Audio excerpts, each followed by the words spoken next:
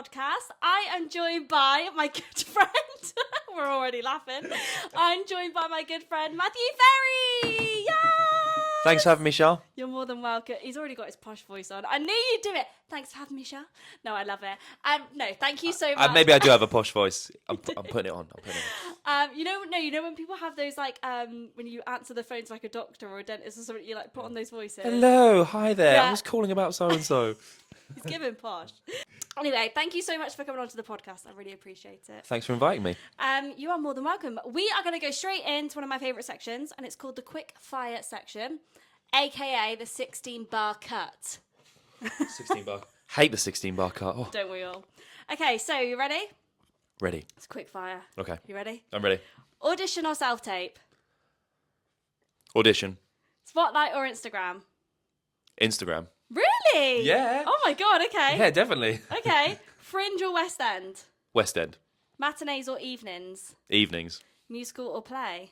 Musical. Singing or dancing? Singing. Rejection email or being ghosted? Rejection email. And then let's do tea or coffee. Tea. Oh, you like tea? Even though you Yeah. asked for a coffee when you first got Yeah, here. something quite homely about tea. I agree. I like coffee, but I feel like something's tea makes me more relaxed. Yeah, something's homely about tea, but a coffee's like a necessity. Like I need Yeah. a coffee. Yeah, exactly. Perfect. Yeah. So, thank you so much for answering those quick fire questions. So, talk to me. You trained at Italia Conti? Yes, Talia Conti. I started in 2018 and graduated in 21, so I was in the COVID years. Oh, I was about to say you're in the COVID years. Yeah. How was that? Tough. Yeah. Having to rehearse the same show for 8 months on and off, just because of the As sporadic in, like, nature your of third year show? third year show. Yeah, one of our third year shows we had to keep coming back to. No way. Would you like start it and then like you'd have to like Yeah, separate exactly. again because of COVID? Yeah, we started it and then disappeared for an extended period of time and then came back. And I think it was only the one time we had the gap, but it made it more difficult. Did you do any of your training online? Yes. Wow. Ballet through the laptop screen where they can only see your feet. Yeah. Oh, is that how they did it? Where literally Yeah, well, it you would did be on because your feet?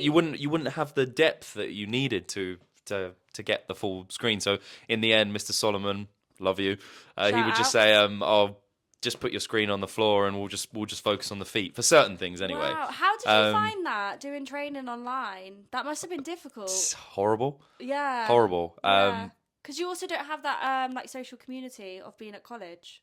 Yeah, I think for everyone it was a really hard time, and in truth, I think, I think everyone in our society would have found it difficult, and I think it was particularly difficult on students because, particularly with a course where you need to be there physically, Yeah. having to try and make that work on an online setting is very difficult. Yeah, like and I having think a teacher giving feedback through a screen, like that's pretty brutal, and everything's in your home, so you can't separate home life to college life. I can imagine like that sounds pretty difficult. Exactly.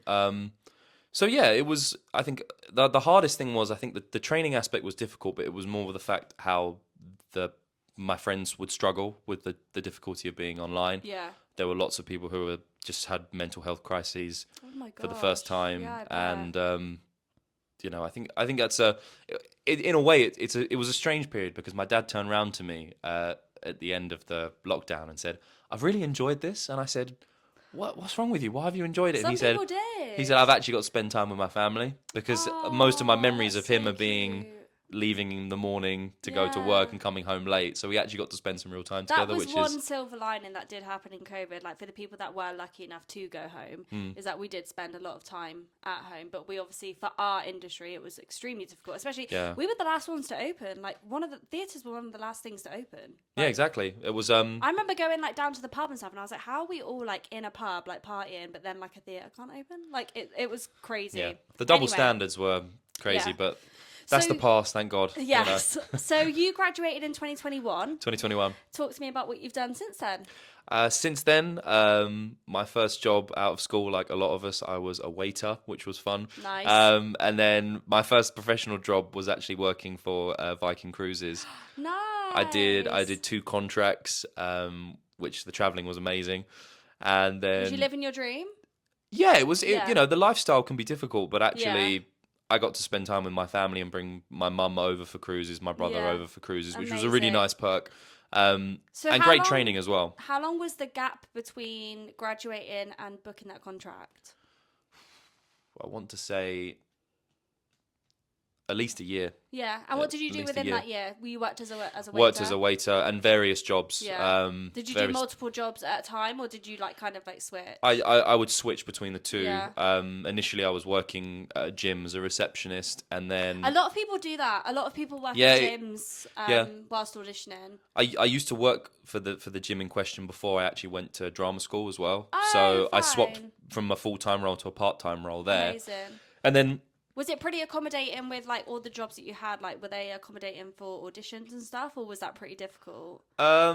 Pretty difficult. Funnily enough, the only job that I really remember being accommodating was working at the theatre, LW Theatres. Did you do front of house? Yeah, I was a red coat. I did not know that. Yeah. No, wait, at what theatre?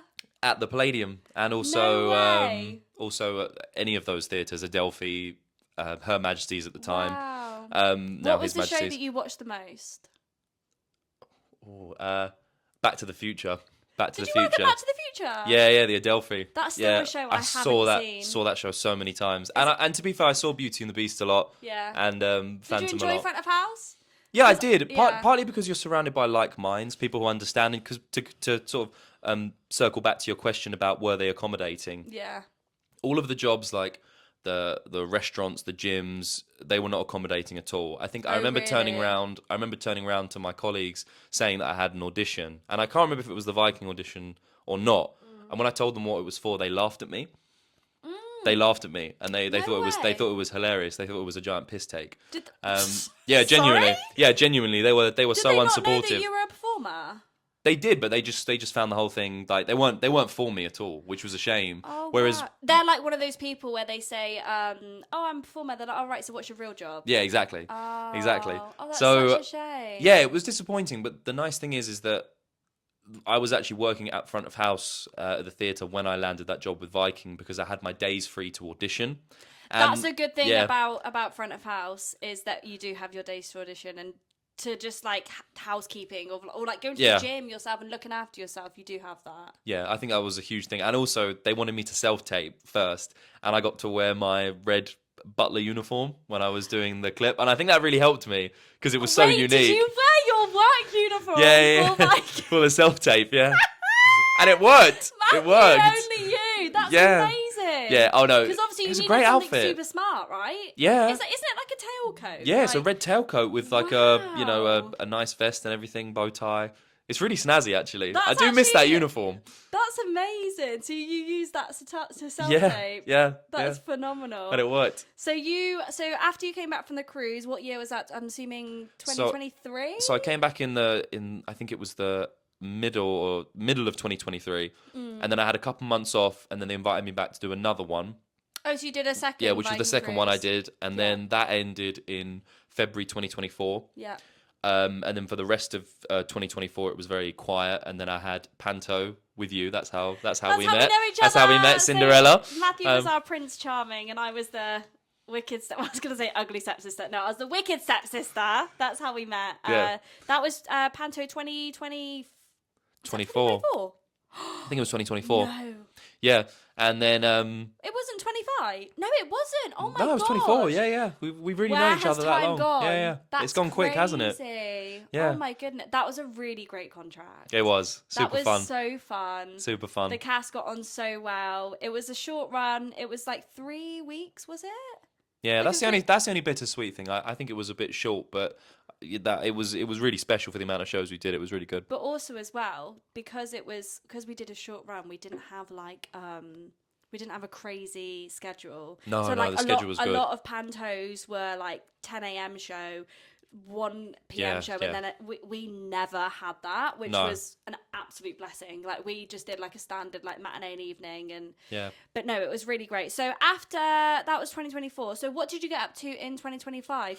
2025. You are, sorry to interrupt, a masseuse. Is that right? Sports massage therapist. Yeah, that's but, it. That's it. masseuse works. Same as well. Yeah, I started my business about 6 months ago. That was in the the middle of 2025, I started doing the studies for the topic. So at the moment, I'm doing level 4 qualification. I'm level 3 qualified. Wow. MGF Sports Massage. Give me a follow on Instagram. Say it again. MGF. MGF Sports Massage. Yeah, it's the initials of my full name, Matthew George Ferry, if you're curious. Matthew George, that's posh. Yeah, Matthew George, I like that. Very British. No, yeah, I think nobody really calls me Matthew. I always get Matt. You know, everyone shortens it, which I quite like Matthew. But you do, to be fair. I never. But everyone say else, Matt. everyone who doesn't know me just calls me Matt. Yeah, you know when you have like certain people, you're like, oh, this is. I feel like you are a Matthew. Like to me, I feel like a Matthew, but you're a Matthew. I remember when we did Panto. There was another boy in the cast called Matthew, and he was very particular about being called Matthew.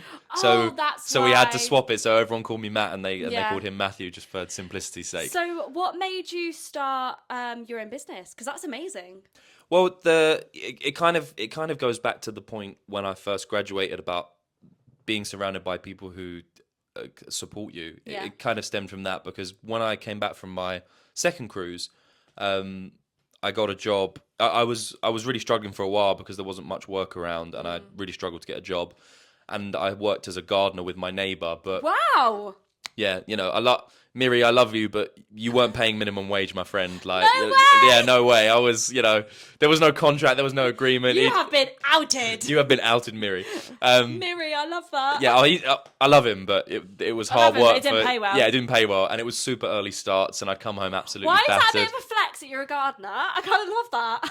I do. Yeah, I think I was more of a labourer than a gardener. Like Right. I guess I could pick out certain things, but I didn't have the knowledge that he had. Right. But he was really hardworking, and I niche, needed. though. It is niche, isn't it? Yeah. Excuse me. But yeah, so I did that, and then I got sick of that. And my brother worked at the council at the time, and he said, "I'll see if I can help you get a job." So I ended up working in their housing department. Oh yes, you did, and there was some lovely characters there. Yeah. There wasn't lovely characters No. there. I remember all the stories you used to tell me. The thing is, as well, I think the one thing that you realise about, and one of the benefits of working in performing, is that often you're surrounded by people who are very driven, they're very conscientious. Like-minded. Yeah, like-minded. They work hard. And when you're around those kind of people, they make you want to be better. Yeah, they make you a better person. But take that idea with the council and just flip it on its head and just work with people who are lazy, self-serving. And probably people, people that go, and this is very generic. I'm not saying I'm not saying like everyone this. that works at the council is like this, but my team in particular, they were like this. But I guess they're people that are like do a 9 to 5 kind of go in and just like, oh, I can't wait till 5 o'clock, live for the weekends type thing, which is fine. Like I get that is for some people, but I think we're not like that. No, and the interesting thing as well, what I find fascinating about what people do there, it's very performative work. So as performers, we understand that that's what we do, we perform. But in the performative sense, they want to be seen doing things, even if they're not necessarily being productive. So it's more about what you're seen doing rather than what you're actually doing. So if you're sat at the computer typing away and someone looks over, you're like, wow, he's really productive. When actually he could probably just be messaging his friend on email or looking at stocks or doing something Matthew's got arbitrary. beef with the council. Yeah. So when I would go there and like I'd want to excel and want to do things to make them better, I was kind of pushed aside. And so in the end, it was like really affecting my happiness. So long story short, I went to Albania with my brother on holiday. Oh my gosh, it's supposed to be amazing. It's great. Yeah. Would recommend. It's amazing. I went to the south of Albania, and we were sat on the beach, and he's been like really supporting me. He's like my best friend. Yeah. And we were sat there, and he was thinking about jobs I could do, businesses I could start, and he was like, "Why don't you think about sports massage?" And I've always been fascinated with anatomy and physiology, all those things. Yeah. Whenever I'd go and see a sports massage person, I would always be curious about the muscles and things like that. So I had an interest. I was like, that's a great idea.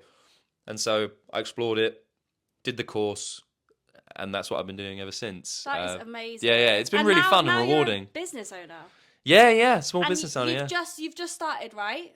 Yeah, it's very early doors. I mean, I had to sort of slow it down when I was doing Panto this Christmas, but it's been trading on and off for 6 months. Recently in the new year, 2026 is really when it started to be fully focused on that. And is that your sole job at the moment? Sole job at the moment, Wow, that's sole amazing. job at the moment, yeah. I love that. And Thank you're you. enjoying it? I am enjoying it.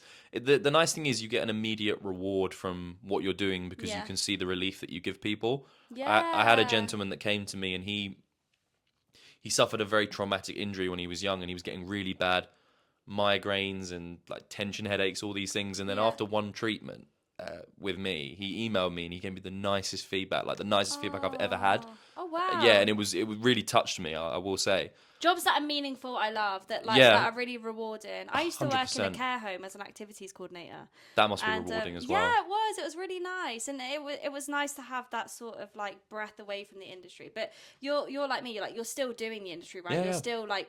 Yeah, still auditioning when I can and still represented, yeah. And the thing is, because it's your own business, you can kind of, I guess, take time. Like, if you have an audition, you can move a client to another day or something like that. So you're very, like, on your own schedule, that's the benefit. Fantastic. That's the flexibility that I wanted, because that's the one thing that a lot of 9-to-5s and other jobs don't offer you, is the flexibility. Yes. Because they also don't have the understanding of you might need this off, you know. Well, especially a lot of jobs that us performers go to are like with big like corporate companies and people that we're kind of just numbers, and like that's how it felt there, to tell you the truth.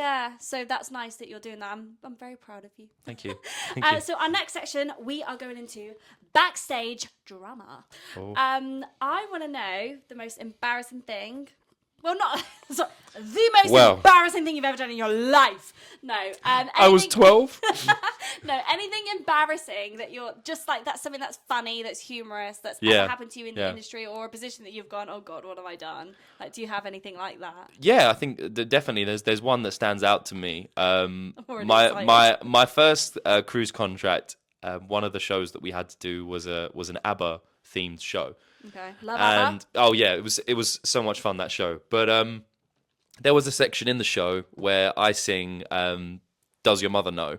and I would have to pick a woman out in the audience and sort of go over to her and flirt with her. And the cruise line, it's a very older clientele, so it's older demographic. Yeah, so I had to pick some lovely woman who could have been my granny out in the audience and start like gyrating my hips a little bit and flirting with her. Oh my God. And I would be like, does your mother know that you're out? And then start singing the song. And so there was this one section, this one time, I went over and then I would have to start singing the first verse.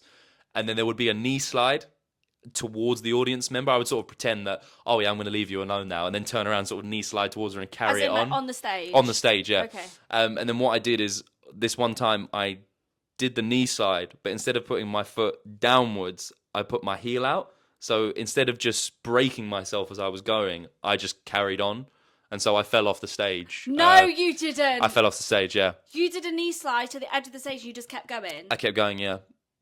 And because Charlotte's like a really good friend, I will show her the video after this podcast, because all the shows are recorded, so there is a digital copy for life. What happened? Did you go and stand back up like? Yeah. Because the stage itself is very short. It's not high, right. So it was probably only half a meter. You didn't hurt yourself.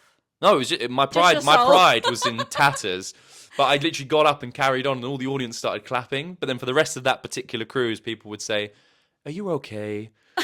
Because most of them were American. They'd be like, "Are you okay?" Oh my God! And they would obviously recognize you going around the ship like days after. Oh. And I would just have to joke and be like, "No, it's I'm my pride's destroyed, but I'm fine. So I'm not physically hurt, thank God." But then to tell you the truth, I garnered something of a reputation of being clumsy, and I wouldn't consider myself a clumsy person. But on the second contract, I did the same thing, but I did it differently. Yeah, what it was bad. Mean? As in like another knee slide? No, another fall. During a show. I can laugh about it now, but at the time it was really embarrassing. But so mortified. Yeah, and this one the stakes are a little bit higher because my mum was in the audience. Oh no, and she saw it. We had to do this run round through the auditorium, and as I was running back down the aisle, I tripped at the top step and went bang, bang, bang, bang down all the stairs, and then you heard the mic at the end go boom as it fell to the floor, because we had handheld mics like this. And yeah, so that was hilarious. That's so funny. Again, I very nearly hurt myself there. I think my knee was a little bit sore, but that's so funny. Yeah, these have to happen. But it's strange as well, because we've been in shows where the seas are really rough and we've been sat on chairs and we've been wobbling over and we never had any instances. I remember one time we had to like jump off the stage, and as we jumped, the ship moved, and obviously the ground gets closer. Yes, I've heard about this. So the jump was like really weird, and I sort of like jarred myself. Yeah. So I did all those things and didn't manage to hurt myself, but probably on like the calmest of days, with the sea was like really calm, you actually managed to like fall off the stage. Yeah, so that's funny. I can't wait to see that video. That's it. Yeah, so it is. funny. It is funny, and that's the thing. I think the one thing that a lot of performers do is they just take themselves too seriously. Like, don't. You can't. Like, you have to laugh. You have to laugh. I'm not ashamed of any of those things. It's like you live and you learn, and it's fun. Like, no one died, thank God. We're just, at the end of the day, we're putting on, like, as serious as it is, and we do take our job seriously and we care so much, but at the end of the day, we are just on a stage singing and dancing around and entertaining people. Like, it's not that deep. Yeah, but no, exactly. Yeah. That's so funny. So circling back to what we were saying, I know you were saying that you had some like months where auditions were quiet and stuff like that, and this is something in the podcast that not that I want to focus on, but something that I want to have an open conversation about the not so glam side of the industry. If there was something that little Matthew, no, how do I phrase the question? If you could tell little that was it. If you could tell little Matthew Ferry something to prepare him for the industry, what would that be? I think that probably the most important thing I would teach him is that nobody's going to help you get there but yourself. Wow. Yeah. And, you know, the thing is, I think a lot of people think that you'll come out and people will hand you opportunities, and it's not necessarily the case. I think that there is a huge amount of luck that's involved, which is like any profession. Yeah. And there's a huge amount of persistence and determination. But you have to be committed and determined to accept the no's.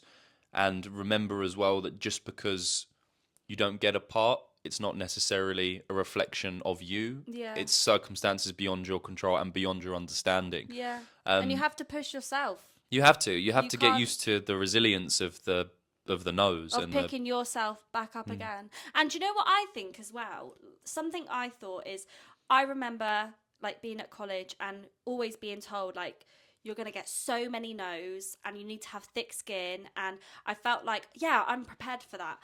But what I wasn't prepared for is sometimes not even getting no's, in the sense of like not even getting auditions to get the no. Do you know what I mean? Yeah. Like, we're told so many times like, there's going to be so many no's, there's going to be 100 no's to that one yes.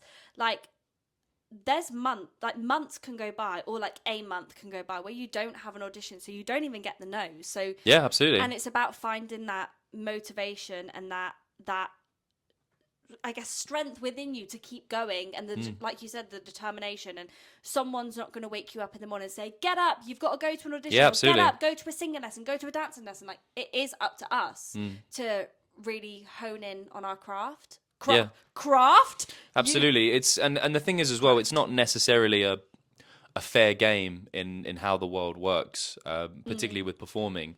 And you want to try and make sure that you have something alongside performing that sustains you and keeps you happy. And that's kind of the sense, circling back to the sports massage, is that if I could scale the business into something, this is the long-term goal that could sustain me through those periods of quiet times, and then maybe there'll come a time when performing ceases and I actually have a business to fall back on, which is viable, because one day I want a family and I want kids, and though having a performing job and having to sustain a family can be difficult. It's not impossible, but that's what I'm trying to do. That's beautiful. Yeah. I loved that. Thank you.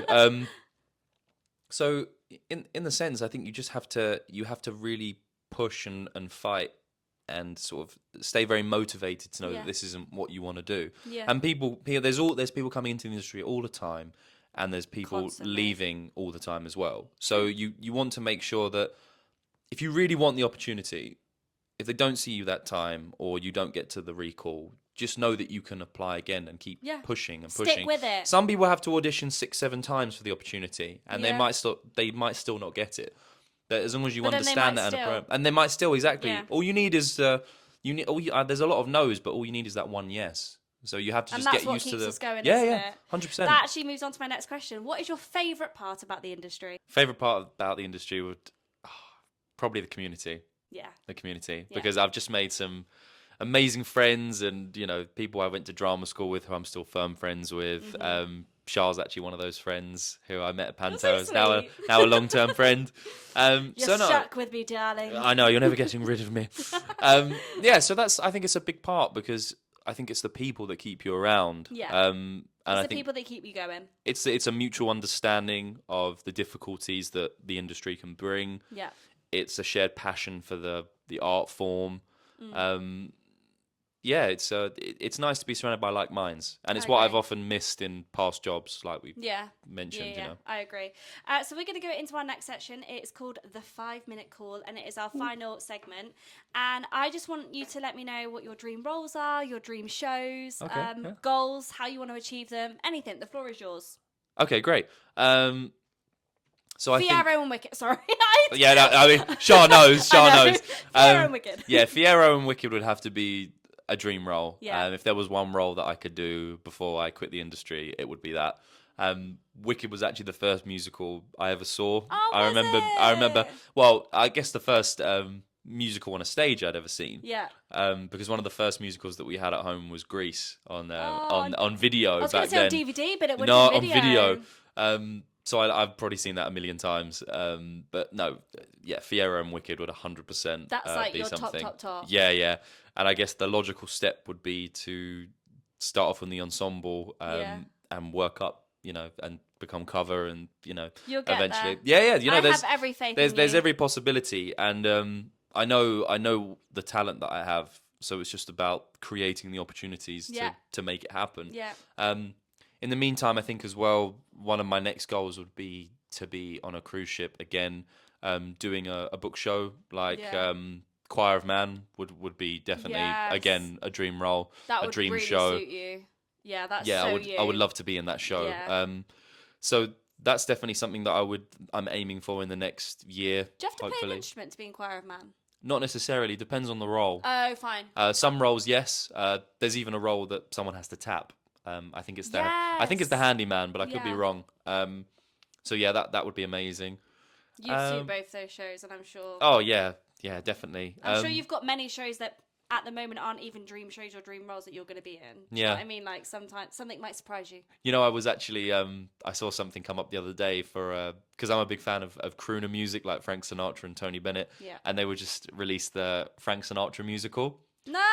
Yeah, and I saw the casting come Dream through, job. and I was like, yes. And then I looked at the casting, it was like, you have to be like around 40. Oh no, you can pass as 40. No, I'm joking. I'm joking. I mean, I would actually, I'll draw some wrinkles on before the show. Like, I'll do it, Anything for the job. Yeah, but it's going to be played by that. I believe his name's Joel Harper.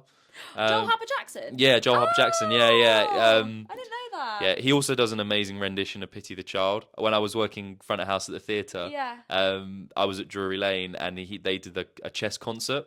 Mm-hmm. And he was in that, and that was awesome. Yeah, he's unreal. Yeah, he's unbelievable. So I'm gonna go and see him when when that musical comes out. I think it's at the Aldwych, but I could be wrong. Maybe we'll go together because I love Frank Sinatra too. We should. 100%. I love Frank Sinatra. That'd be a dream role. On to our final question, and it is a listener question. How do you deal with audition nerves? Yes, audition nerves are definitely something that crop up. I'm very guilty of them. I think we all experience audition nerves. Yeah. I think the main thing for me is that I always tell myself that you've done the best that you can. And you have to also, in order to tell yourself that, you have to have done that. So you have to do the prep. Yeah. So take the time to learn the material. And the more you prep, the more you know, the more you're confident, the less nerves. Absolutely. That's what I think. And I think as well, make sure you get good sleep, lots of hydration, steam, nebulize, take care of yourself, limit your stress. Yeah. Warm up and stretch of what you need to. But also, one of the things that I've found, and these are the times that I've been most successful with auditions, is go in there and make a strong choice with the material. So true. Make a bold choice. Make a bold choice, even if it's not necessarily something that they'll love. Looking for. But even just taking a song and saying, well, this part of the music's really nice, but I could play with the dynamics a little bit here that isn't actually that isn't written down. And I often, when I do that, when you're in an audition and you see the casting people, you might not be looking at them directly, but in the corner of their eye, they're like nodding their head. You can see them vibing with you. You can see You're like, this is a vibe. Yeah. We're having fun.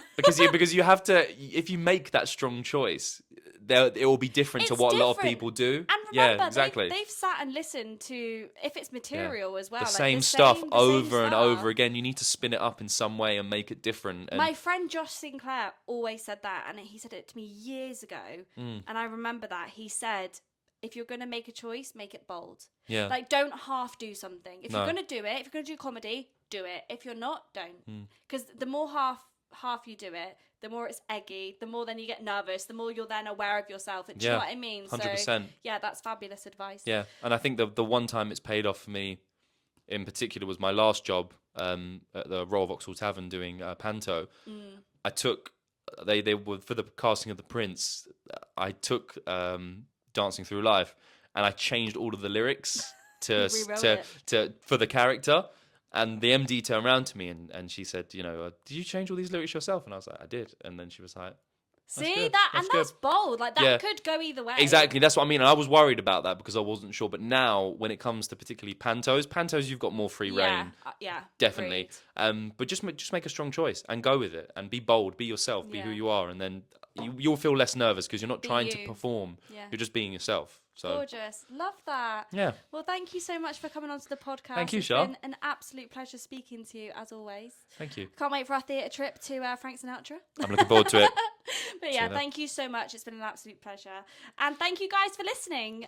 Please like, subscribe, and comment wherever you listen or watch your podcasts. And I will see you next week. Bye.